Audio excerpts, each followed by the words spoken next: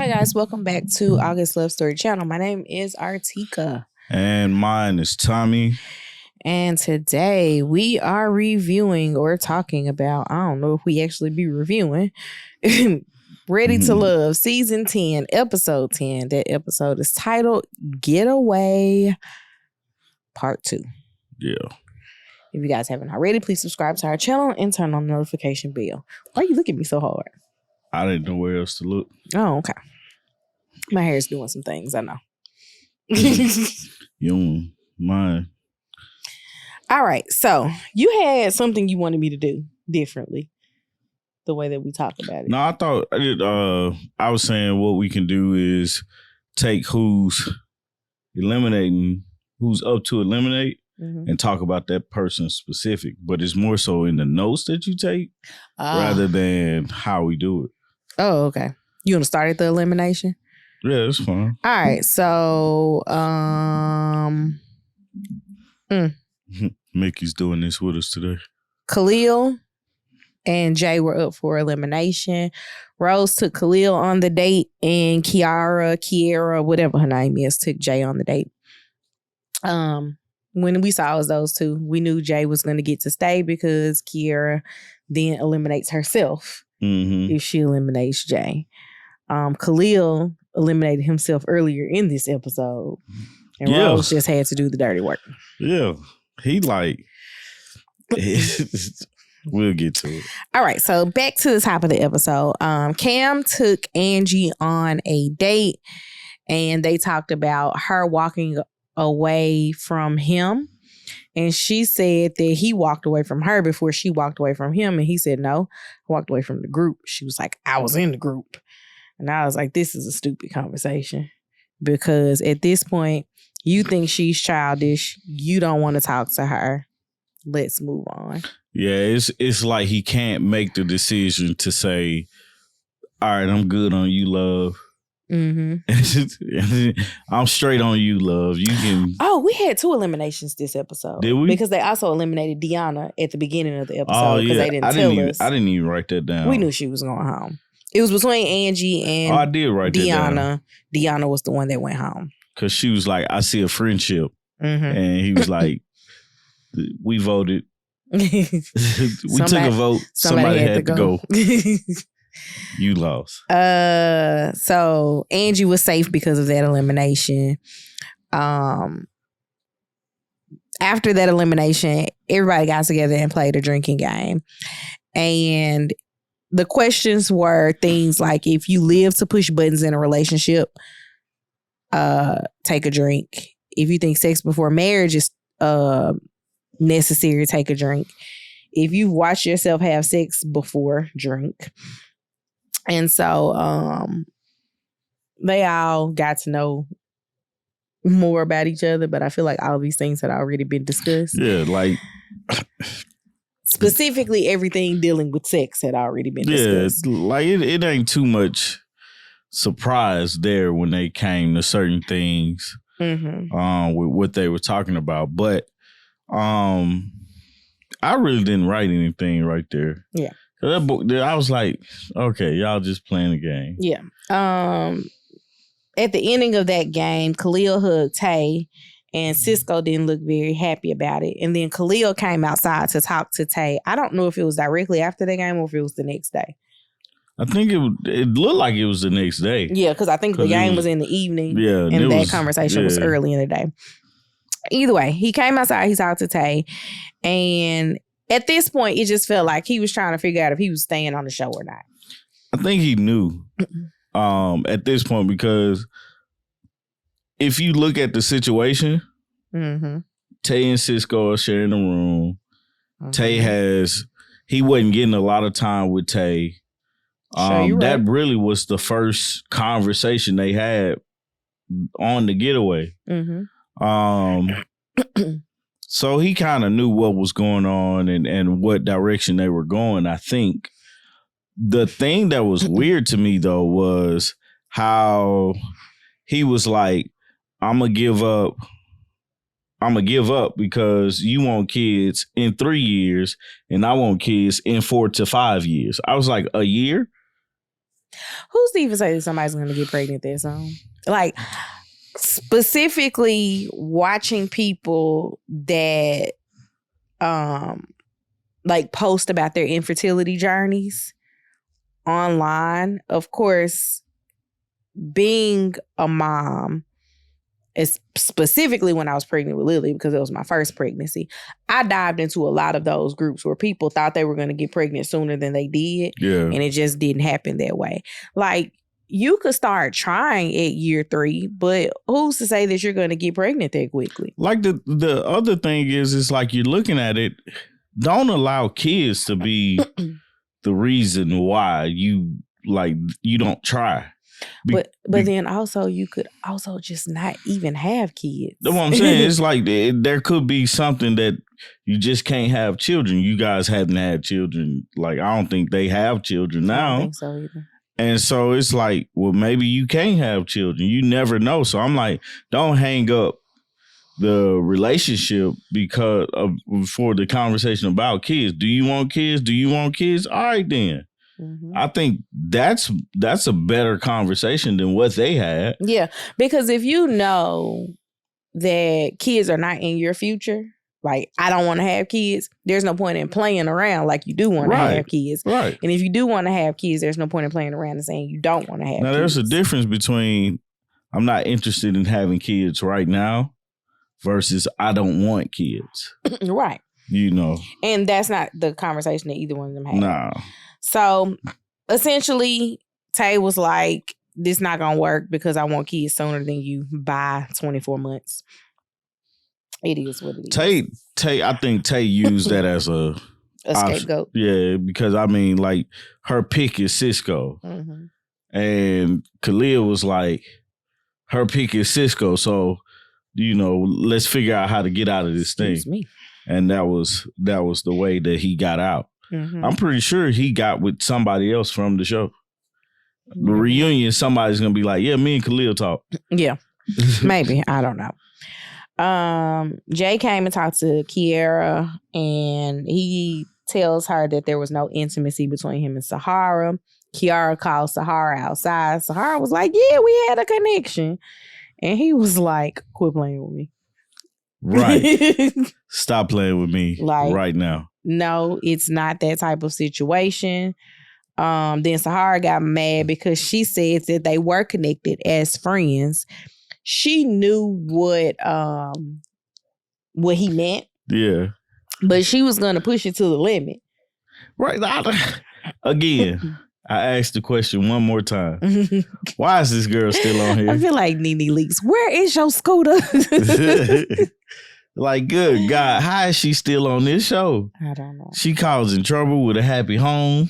That home, I mean, it's not a happy home. It's some flags in there because she is like, I don't know who said it, but they were like, they're on a show to get to know everybody. Mm-hmm. And she's just upset about this because she's saying that he wasn't upfront with her about things, but they're on a show that they make connections. Like, I feel like when you know and you not gonna go and talk to anybody else, you do like that one season Crazy Girl, Camille, and Cornelius. You just leave.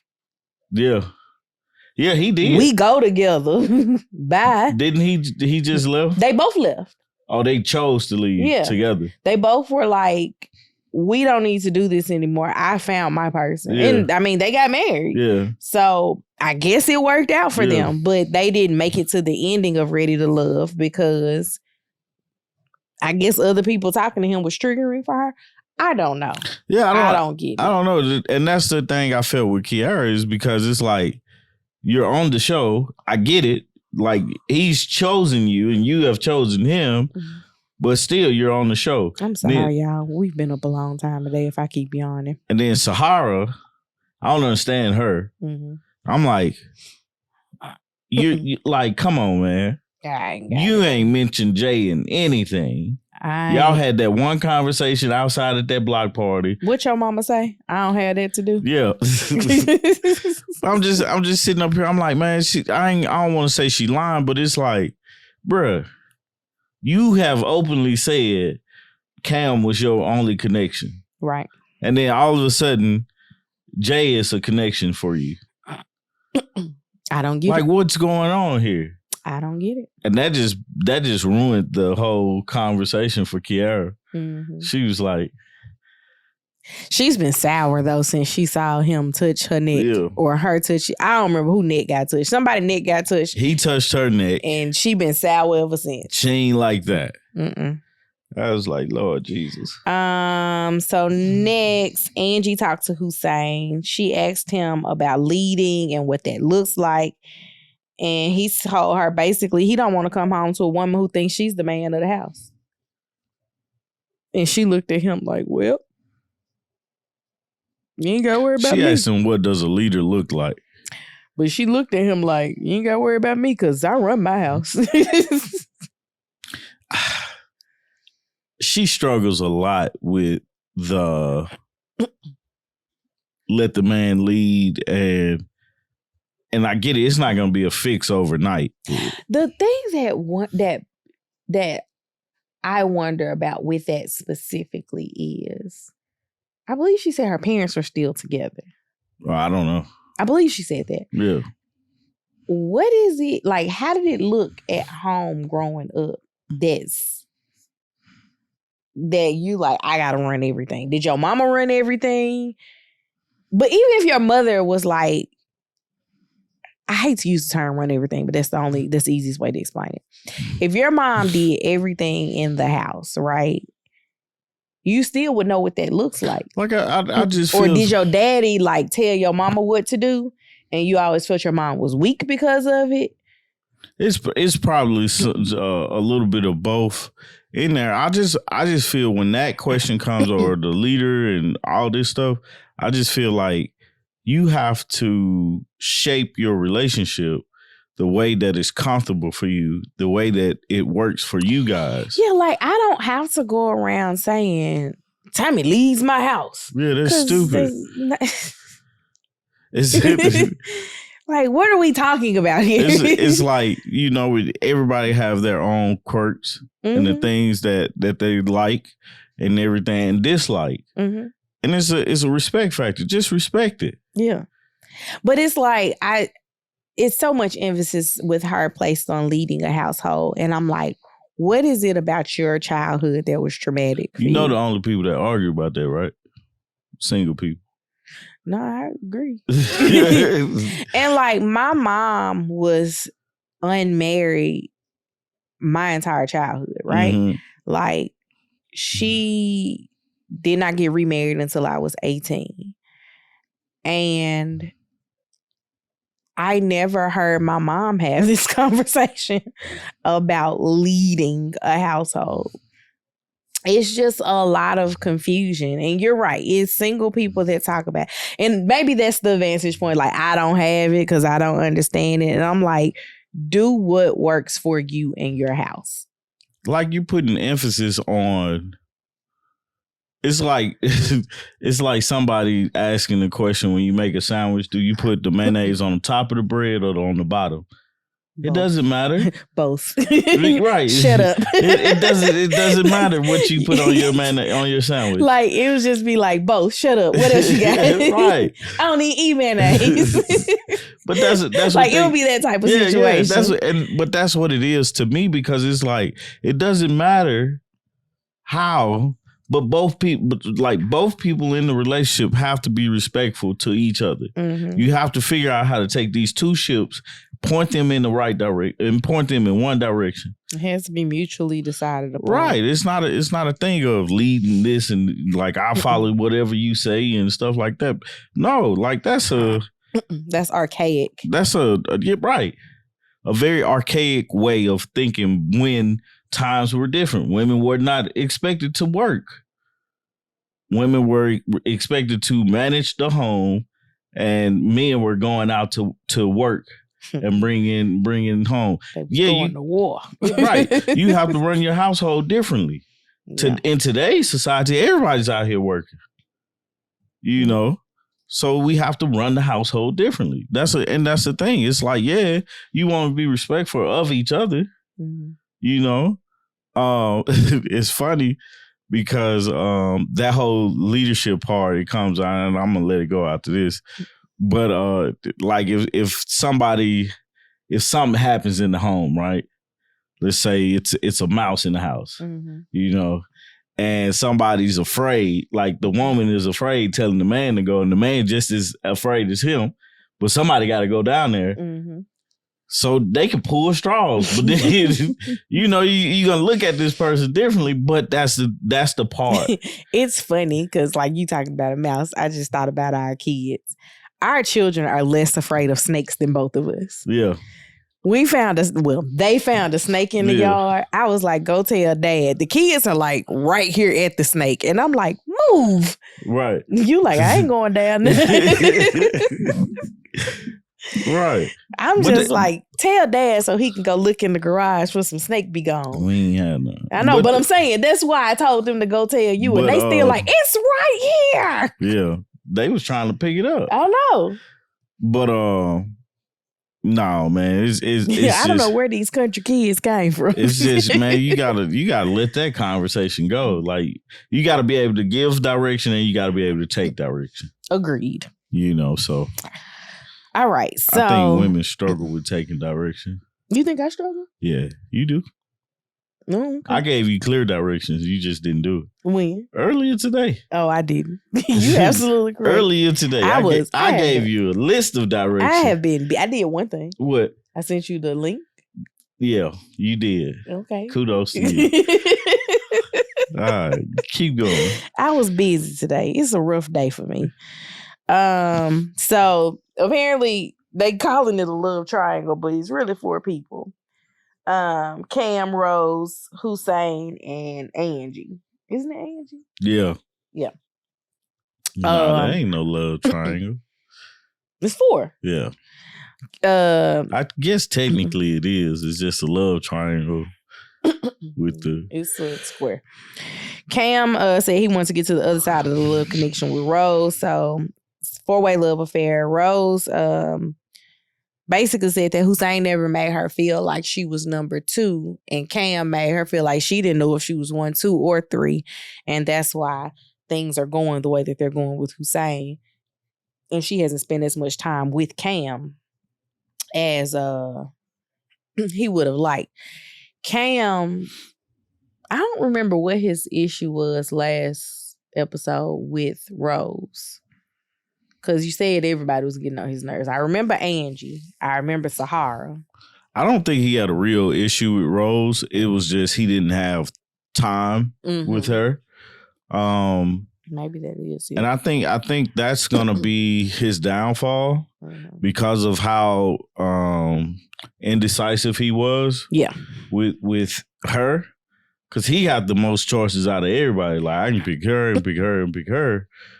But everybody at this point is down to 1. Maybe 2. Maybe 2. But majority of everybody is like, I know who my person is, but except for Cam. Hussein is the other one that has 2. But well, Angie had 2, Rose had 2, Hussein had 2, and Cam had 3. Apparently Sahara had 2. The other person didn't know that. Speaking of, Jay came and talked back to Kiara and told her that she gotta basically get over this and we need to have positive vibes from here on out. And they pretended to agree.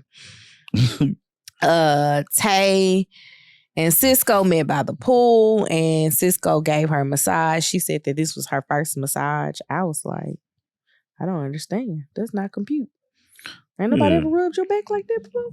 Yeah, you know, she was like, I ain't never got no massage by the pool, by a masseuse, because Cisco is probably a masseuse as well. I'm not doing this today. I don't know. I hope the massage was better than it looked, because it didn't look like it was a good massage. I just think it was just something for them to do, to talk. Because their conversation was more so after the show, what does that look like for us? Are we gonna be good to keep going with where we're going and in the direction that we're going? And I wrote, they ain't gonna be together after the show. Agreed.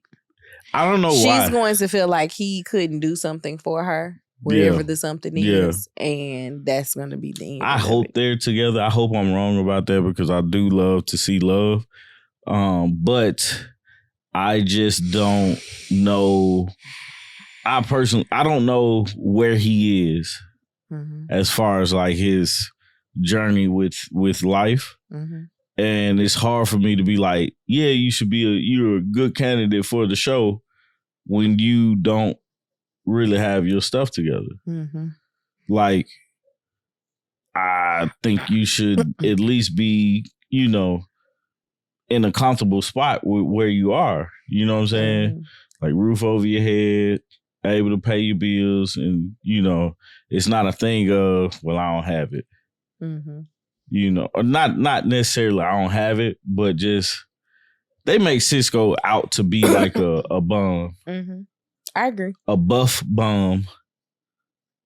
Maybe he is. Maybe he's not. Somebody in our comments was like, that can't be the case.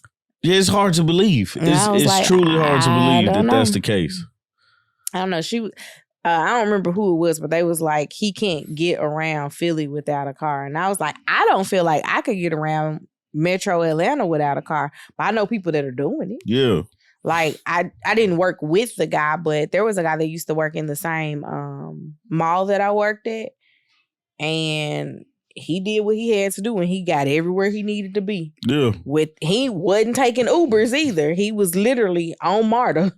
If he got to the end of a line and he had to get to you, he might take a MARTA from the end of Uber from the end of the line to wherever he was going. But he was all up and through Atlanta. Yeah.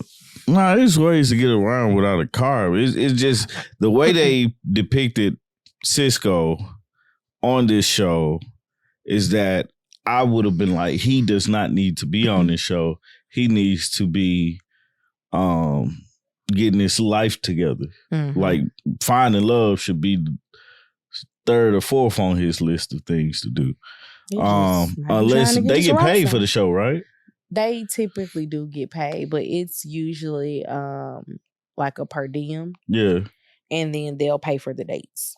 Yeah. So that's probably, it's almost like he's using this show to get a leg up on some stuff. I mean, I don't know what their rates are, but the one dating thing that I did paid me like $200 for a day. Yeah. And do this for 6 weeks. Yeah. No. $200 every time you show up. I don't know if that's the case, but $200 every time you show up, and we do this for 4-5 weeks. I'm trying to make it to the end too. Yeah, right. No, that might be my deposit for my place. Buy me a house with this. We ain't gonna buy no house with this. I mean, you never know. Anyway, I think their conversation, good, solid conversation for them to figure out where they want to go. I'm glad somebody's talking about it now. It's like, okay, what does this look like after the show?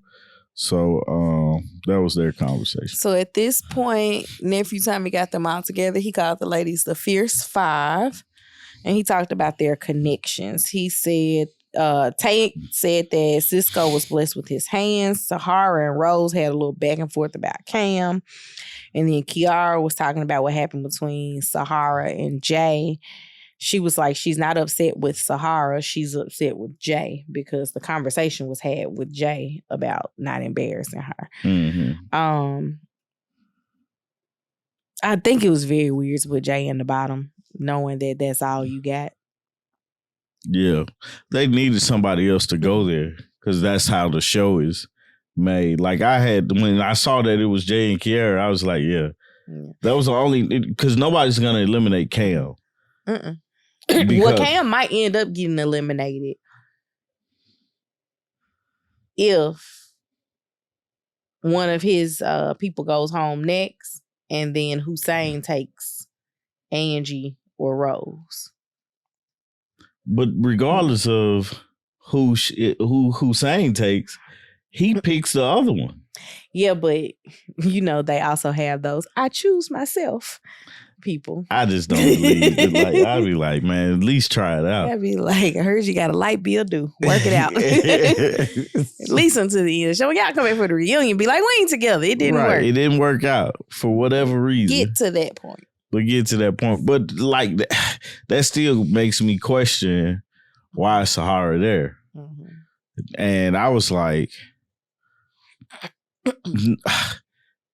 I hate to be like a hater on her because you don't hate to be a hater. Yes, I do. I don't like hating on folks, but because she making it to the end by the hair on her chinny chin chin. Mm-hmm. But it's like, how? Because Cam didn't even talk to her. It's a formula.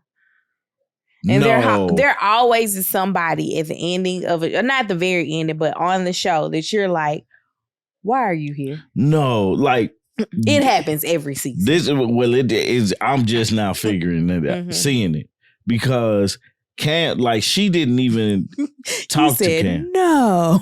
Who said it? Did her? You was like, no. What? Cam didn't even talk to her this episode. She talked to Kiara and Jay. We all know there was no connection there. Well, they also don't show everything. From the show's perspective, that's only. No, I agree with you. I hear you. Mm-hmm. But from the show's perspective, I'm going off of the fact that they didn't show them talking to each other in this episode. I'm just telling you what the Married at First Sight people tell us. Well, you can't see everything. But I'm just saying, though.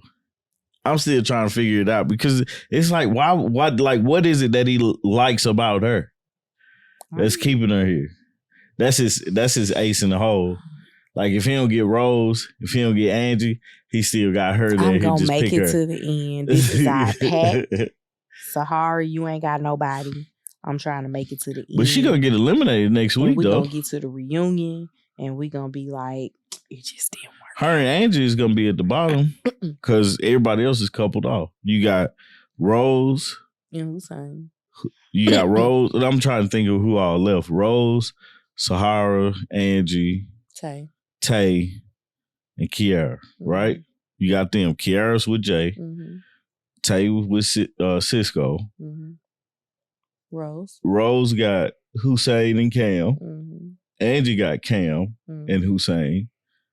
And Sahara has Cam, apparently.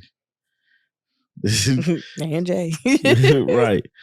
So Jay just don't know it yet. So I mean, like, all the people that's at the bottom, Hussein is keeping Angie there. Mm-hmm. Kiara and Jay, they're locked in. Cisco and Tay, they're locked in. The only other three is Rose, Angie, and Sahara. Mm-hmm. Sahara's going to be at the bottom. Cam has to make a decision this time. Mm-hmm. And Hussein is going to take Angie out on a date. Nobody's going to get rid of Rose because she's being pursued by two guys. Mm-hmm. And one of them has her at the very top. Yeah. She's at the top. She seems like she's at the top of both of them. But Cam just being very indecisive. I was waiting on them to be like, Khalil likes Sahara. I was wondering something stupid like that was going to happen. I thought Deanna was going to make it, but she had to be honest on TV. Because I'd have been like, yeah, I see something going. And, tried until we got to the end. Mm-mm. Like, this ain't going to work. Well, that's all I got. Do you have anything else? No, I was trying to figure out who else. Like, Tay and Cisco always kissing and stuff. Who else be kissing on here? Nobody. I ain't think so. I'm like, man, y'all stop all that kissing, man. Nobody, baby. Nah, that's all I got, man. Oh, you want to cut me off because I'm singing? Anywho, if you guys haven't already, please subscribe to our channel, turn on the notification bell, and comment down below. What we asking them to comment? I don't know. A guy went home? Yeah. If not Sahara, who next week? That's always because it's got to be somebody else. Who on the chopping block next? If not Sahara, then who? I think Sahara goes home.